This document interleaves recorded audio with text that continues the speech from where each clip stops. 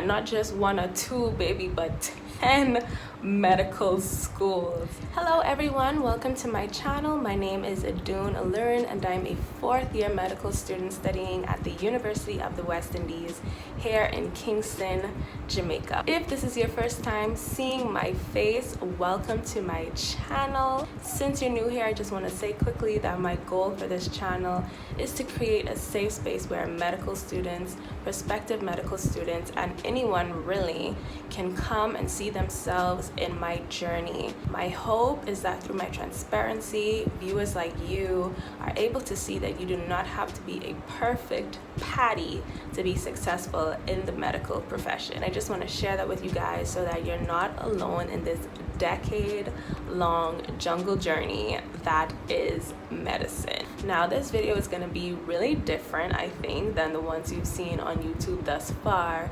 In this video, I'm not sharing with you how I got into medical school, but how I got rejected from medical school. And not just one or two, baby, but 10 medical schools. So this video is more than likely going to be a two-part video, where in the first part I'm going to be sharing with you guys how I ended up being rejected from not one, not two, not even three, but 10 medical schools, and what I did, once that happened. And part two is going to be where I share some tips and tricks into how to get into medical school if you are in this position, and some things that you can do in the meantime. So stay tuned.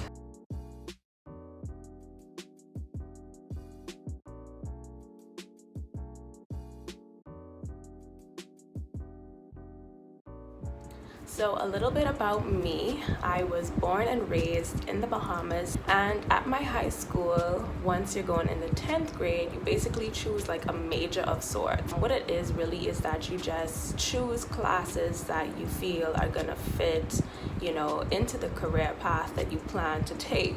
Well, this wasn't strange to me at the time, but in hindsight, I'm like, how do you expect 15-year-olds to know what they're gonna be doing at 30? But it was the case. I didn't think it was strange at all, because I was convinced that I was gonna be a doctor. I mean, I was more convinced then, honestly, than I am right now. So long story short, I chose science courses, chemistry, physics, biology, combined science, all of that. We have these exams called BGCSEs, which are our national exams that you take near the end of high school. So I took my math, chemistry, physics, combined science, bio, a couple other things, child. I got A's in math, physics, chemistry, biology, and English. I got a B in combined science, but don't worry about that, that was a fluke. And I got a C in Spanish, but that wasn't a fluke. I definitely deserved that C. Shortly thereafter, I left my hometown for college at the age of 17.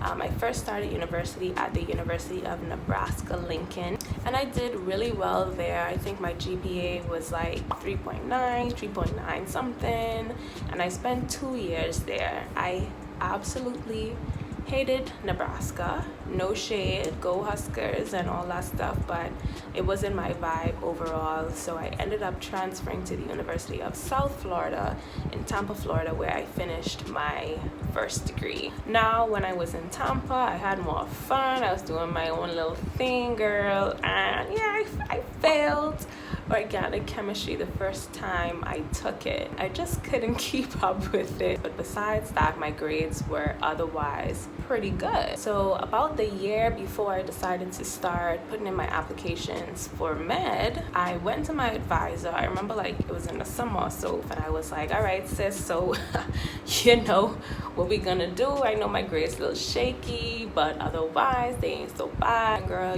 I be volunteering at the herbarium and Florida Hospital and the Veterans Hospital, so we could do a little thing, we could make it look. And basically she was like, actually, you actually don't have a very good chance of getting into medical school. And I was like, wait, why? My grades ain't that bad. I have A's, mostly 1 or 2 B's, and I mean, I failed orgo that time, but I got an A when I took it again, like, what's up? And basically she was like, well, you're an international student. Most US medical schools don't accept international students. So the first time I actually heard that, it came as a surprise to me, because bear in mind, I had been in America all this time after high school, and I had never heard this before.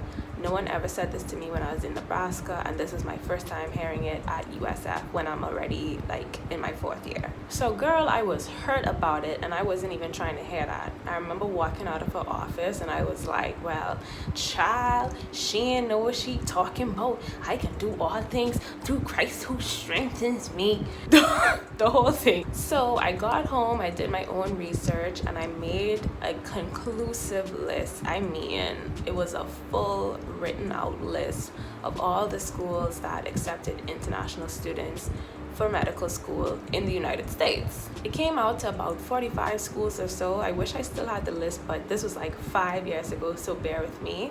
I really wish I had the list, because I'm sure it could really benefit people out there, but I made an entire list of all the schools and their requirements, or like their average scores and grades of students they usually let in. So I went to my parents, I explained to them, hey listen, I just went to this quack of a lady, she running on with all this stuff, talking about I can't get into medical school because I'm a Bahamian citizen, blah blah blah blah blah blah blah. And my parents, being similar to me, they were like, nah, we ain't going for that, we still have to try, we have to push toward it, let's do it. And so my parents were on board, and I mean, we went in on just making sure I was able to gain admission into a medical school in the States. Ciao. But I ended up selling my car in order to pay for MCAT classes, to make sure my MCAT score was going to be something that, you know, I could really talk about and really show these schools like, okay, yeah, I might be an international student, and my grades might have been a little, but for the most part, I mean, you could trust me with this, you know, I wanted a strong score. So I took my MCAT, I scored a 500, which isn't that great. If you know, you know, especially when you're an international student. If I remember correctly, you want to get like a 510 and scores higher than that, but I got a 500, and I remember feeling okay about it, but I knew I was still pushing like a Hail Mary situation when it came to applications. But with my parents supporting me and everything like that, I still ended up sending out about 18 or so primary applications on AMCAS. Is it AMCAS? Anyway, 18 primary applications. So boom, apply, pray. You know, it's all in the air now. So after I sent out my primaries, I got offers to then submit secondary applications to these schools, and I then further narrowed that 18 down to about 10 universities. Now, this was about 5 years ago, like I said, so maybe in hindsight, the timeline seems really short, but I kid you not, I felt like I went to sleep and I woke up and I was getting rejection letter after rejection letter after rejection letter. I felt like it took no time. There was like a period for about 2 weeks when I woke up every single morning to a new rejection letter. Girl, I had it so bad where there was this one school, they had like a glitch in their system, and they kept sending me the same rejection letter over and over and over again. I'm like, okay, I get it, y'all don't want me at your school. It's cool. Like, I'm not coming. I mean, I'm laughing now, but honestly, it wasn't a good feeling. I barely remember exactly how I felt at the time, but I know I was confused, I know I was hurt, and I know I was lost. Like, okay, what do I do next? I basically put all my crabs in one bucket. That's what they say, crabs, snails, ducks in a row, eggs.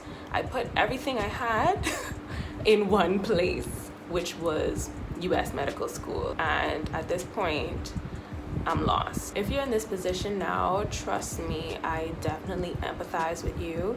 I don't want to say I know how you're feeling, but I remember how I felt at the time, and I know it's not easy at all. But see, that's what I'm here for. My goal is for us to get through these kinds of things together. So in the next video, in part 2 of this video, I'm gonna tell you guys what I did to still get into medical school and the things I feel like you could do also. So just check the cards or the description box below for the link to part 2, and I'll see you over there. See you soon.